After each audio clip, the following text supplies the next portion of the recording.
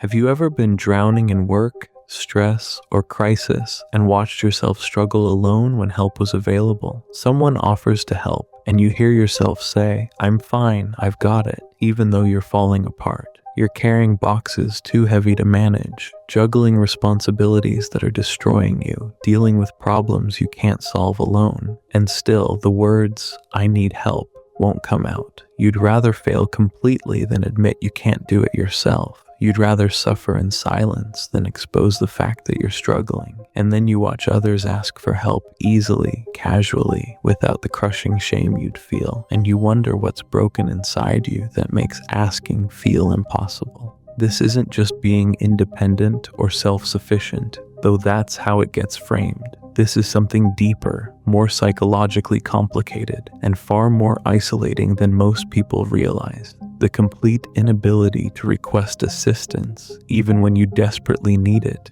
When asking for help feels more dangerous than drowning alone. When needing anything from anyone feels like admitting you're weak, worthless, or fundamentally defective. When self-reliance becomes self-destruction because you'd rather break than ask.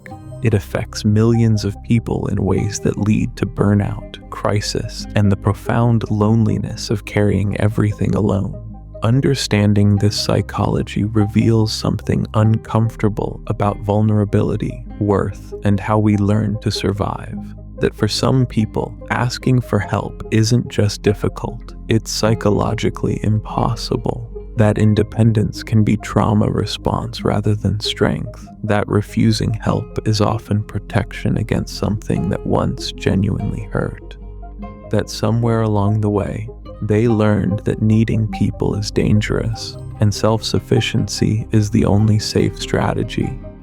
When researchers study people who can't ask for help, they discover something fascinating. This isn't about being naturally independent or preferring to do things themselves. This is what psychologists call counterdependency, a defensive strategy where extreme self-reliance protects against the vulnerability of needing others. Their nervous systems have learned that asking for help leads to consequences they can't tolerate: rejection, judgment, proof they're burdensome, or confirmation that they're fundamentally alone. So suffering in silence, even when it destroys them, feels safer than the risk of asking. But how does someone arrive at this psychological state in the first place? The path to being unable to ask for help rarely starts with wanting to be independent. It usually begins much earlier, often in childhood environments where asking for help either wasn't safe or wasn't possible. Maybe you had parents who were too overwhelmed, too absent, or too unstable to help you. When you asked for things you needed, they got angry, dismissed you, or made you feel guilty for having needs. Your young mind learned a brutal equation: asking for help leads to pain, so don't ask. Or perhaps you grew up in a home where you were supposed to be the helper, not the helped. You took care of siblings, managed parents' emotions, solved family problems. You were the strong one, the responsible one, the one everyone leaned on. There was no space for you to need anything because everyone needed you. Your role was to give, not receive. Asking for help would mean failing at the one thing that made you valuable: your ability to handle everything alone. Each of these experiences creates what psychologists call learned self-sufficiency, the belief that you must handle everything yourself because help isn't coming, isn't safe, or isn't allowed. Your brain learned that asking for help makes you vulnerable to rejection, disappointment, or proof that you're not actually worth helping, that needing people gives them power to hurt you, that the only person you can truly rely on is yourself. So independence became survival strategy, and asking for help became existential threat. Over time, this creates a terrible pattern. Every situation where help would be reasonable triggers the same response: refuse it. It doesn't matter if you're drowning. It doesn't matter if the task is impossible alone. It doesn't matter if someone genuinely wants to help. The fear of asking is stronger than the damage of not asking, so you struggle alone, and then struggle more and more, until you collapse. And even then, you try to hide the collapse because admitting you couldn't handle it feels like admitting you're fundamentally weak. People who can't ask for help develop a complicated relationship with their own needs and limits. They know they need help. They can see they're overwhelmed. They understand logically that asking would be reasonable, but knowing doesn't translate to asking. When the moment comes, shame overwhelms logic. The fear of being seen as needy, weak, or burdensome is bigger than the crisis they're facing, so they push harder, try longer, sacrifice more, anything except ask for the help that would actually solve the problem. This creates patterns that others find confusing and frustrating. They struggle visibly while refusing assistance. They take on impossible amounts while declining offers to share the load. They break down from stress while insisting they're fine. Everyone can see they need help. They're offering help, but the person can't receive it. And from the outside, it looks like stubbornness or martyrdom. From the inside, it's terror masquerading as independence. The irony is brutal. They're often the first to help others. They'll drop everything to assist someone else. They're generous, available, supportive when anyone needs them, but they can't receive what they freely give because helping others confirms their worth. They're useful, needed, valuable. But needing help confirms their fear. They're weak,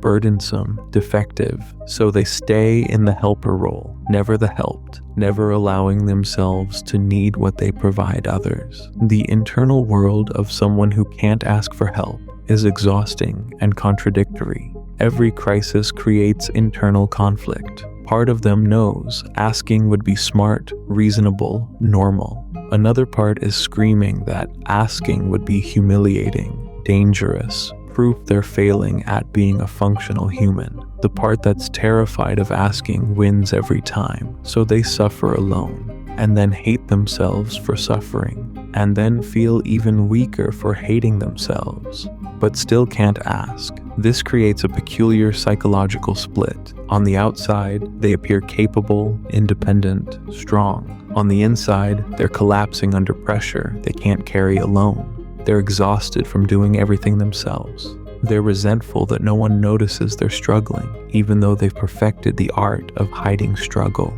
They're desperately alone because they've built walls that keep help out. And they can't tell anyone any of this because telling would be asking for help.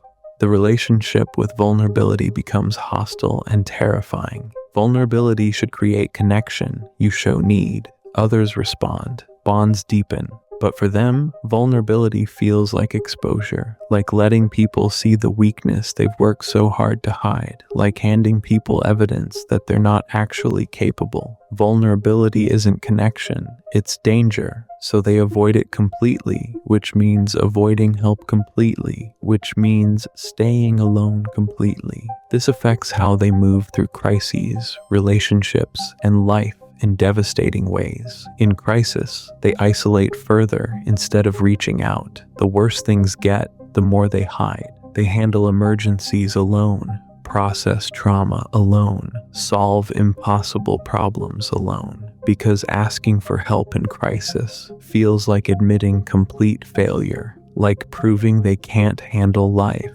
So they'd rather collapse in private than reach out for support. What makes this particularly cruel is how it affects their relationships. People want to help them. People offer repeatedly, but every offer gets declined. Eventually, people stop offering because the rejection gets tiresome, and then the person is truly alone, not because no one would help, but because they rejected help so many times that people stopped trying. They created the abandonment they feared by refusing connection when it was offered. The physical experience of carrying everything alone is complete exhaustion. They're doing work meant for multiple people, handling stress without support, solving problems without input, processing emotions without comfort. Their bodies are breaking down, but they can't stop because stopping would mean asking someone to help carry the load. So they push until they collapse. And when they collapse, they hide it,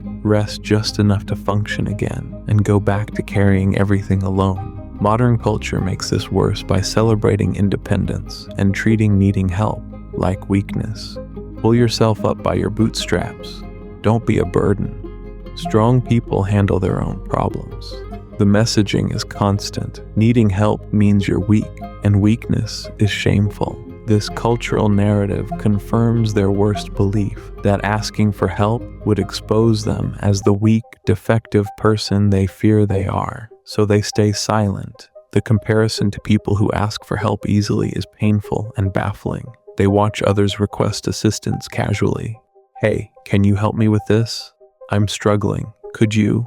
The words come out so naturally for other people. Meanwhile, they're having full panic attacks at the thought of those words leaving their mouth. What do those people have that they lack? How can they just admit need without being destroyed by shame? It seems impossible. Time takes on a strange quality when you can't ask for help. Everything takes longer because you're doing it alone. Projects that could be quick with help become endless solo missions. Problems that could be solved with input become months-long struggles. Your life moves slower than it should because you're refusing the assistance that would speed things up. But asking still feels worse than the slowness. Yet within this pattern of refusing help, something important often exists beneath the surface. The inability to ask usually comes from real experiences where asking was genuinely unsafe, where help wasn't available when desperately needed, where asking led to rejection, anger, or being made to feel guilty for having needs. The pattern isn't irrational. It's protection against pain that once was real. The danger may not exist anymore, but the nervous system hasn't learned that yet.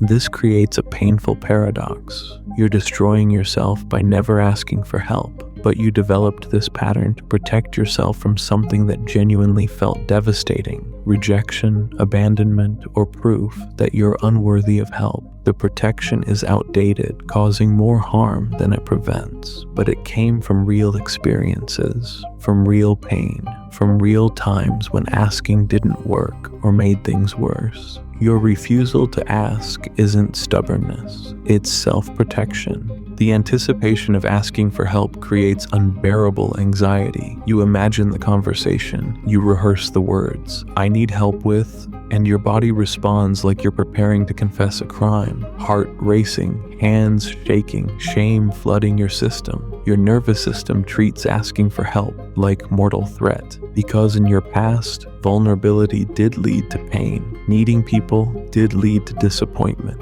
The danger was real once. Your body hasn't learned it's not real now. Their internal voice is merciless about this pattern. Everyone else can ask for help like normal people. Why are you so weak that you can't even ask for simple assistance? You're going to fail because you're too proud to ask.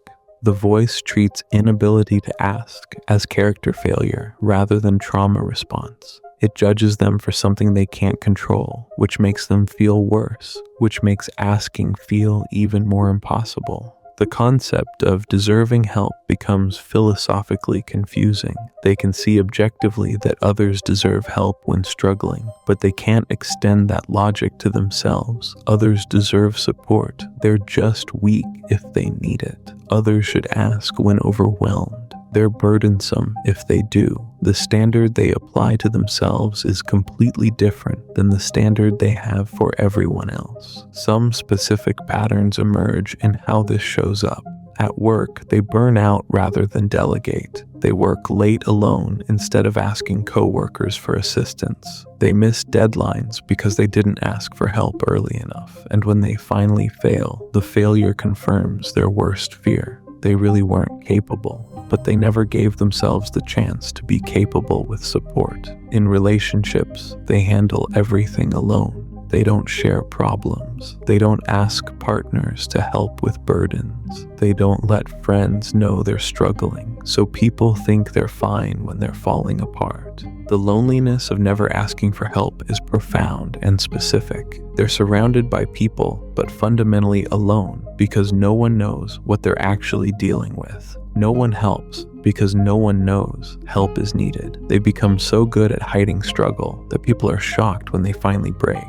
I had no idea. Of course not. They made sure of that, because letting people know would mean asking for help and that's impossible. Their relationship with gratitude becomes complicated. When someone helps without being asked, noticing struggle and intervening, they feel intensely grateful, but also exposed. The help is relief, but it also means someone saw through the mask. Someone noticed they weren't handling it. That feels like failure even when the help saves them. So they're grateful and ashamed simultaneously, which makes receiving help even more complicated. The resentment they feel toward people is quiet, but real. They watch others get help they'd never allow themselves to ask for. They see people receive support freely, and part of them is angry about it. Why do those people get to need things without shame? Why can they ask casually for help that would feel like dying? The resentment isn't fair. Those people aren't wrong for asking, but the contrast hurts. The pride they take in independence is complicated by the cost of that independence. Yes, they're capable. Yes, they can handle things alone. Yes, they're strong, but the strength comes from never being allowed to be weak. The capability comes from never being allowed to need. The independence isn't freely chosen. It's compulsive self-reliance born from fear, and recognizing that complicates the pride they've built their identity around. So if you can't ask for help, if you'd rather collapse than admit you're struggling, if independence feels less like choice and more like survival, know that you're not stubborn, proud, or too difficult. You're experiencing the effects of learning early that asking for help was dangerous, that needs made you vulnerable, and that self-reliance was the only safe strategy. The psychology behind being unable to ask for help reveals something both painful and important about vulnerability, worth, and survival strategies. That some people learned early that asking for help led to pain, rejection, disappointment, anger, or proof they were burdensome. That nervous systems shaped by these experiences interpret asking for help as threat rather than connection. That extreme independence is often trauma response, not personality trait. But understanding this psychology also reveals hope and possibility for change. The inability to ask for help isn't permanent character flaw. It's a learned pattern from experiences where asking genuinely didn't work or made things worse. And learned patterns with the right support can change. You're not fundamentally incapable of receiving help. You're wounded in ways that make asking feel life-threatening, and those wounds can heal. Because awareness is the first step toward change. When you understand that your inability to ask for help isn't pride or stubbornness, it's a trauma response to experiences where asking led to pain, you can stop judging yourself. When you recognize that your self-sufficiency might be protection rather than preference, you can approach the pattern with compassion. When you see that asking for help is vulnerable precisely because you learned vulnerability wasn't safe, you can seek support that helps you heal. Your pattern of refusing help is information. It's showing you where you learned needing people was dangerous. It's revealing what you believe about your worth when you're not being useful. It's pointing to wounds that taught you self-reliance was survival. And that information, as painful as it is also the map to healing. You can learn, gradually and with patient support, to ask for help in small ways. You can practice receiving without shame in safe relationships. You can build evidence that asking for help doesn't lead to the catastrophic consequences your nervous system expects. You can develop capacity to be vulnerable without being destroyed. This work is terrifying. It triggers all the old fears, but it's possible. The world needs people who understand that strength includes knowing when to ask for help, that independence without interdependence is isolation, that humans are meant to help each other. You're not weak for struggling to ask. You're wounded in ways that made asking feel like danger, and wounds can heal. Your experience of being unable to ask for help, as lonely and exhausting as it's been, came from somewhere real, from experiences where asking didn't work or made things worse, from environments where your needs were dismissed, punished, or too burdensome, from relationships where showing vulnerability led to pain. Your pattern makes sense given what you learned. The learning was survival once, It just doesn't serve you now, and you can learn new things. That asking for help doesn't make you weak, it makes you human. That receiving support doesn't make you burdensome, it allows connection. That admitting struggle doesn't make you defective, it makes you honest. That people who leave when you show need weren't safe people anyway. That you don't have to carry everything alone to prove you're worthy of existing. You deserve to ask for help. You deserve to receive support. You deserve to share burdens too heavy to carry alone. You deserve to stop destroying yourself through compulsive self-sufficiency. These things aren't weakness. They're how humans survive and thrive. Together, not alone. The inability to ask for help doesn't have to be your permanent state. It's your current protection strategy, your learned pattern, your trauma response, and all of those things can change with support that addresses the wounds underneath. You're worth the work it takes to finally be able to say those words that would change everything. I need help. Because needing help doesn't make you weak, it makes you human, and being human means you're not meant to carry everything alone.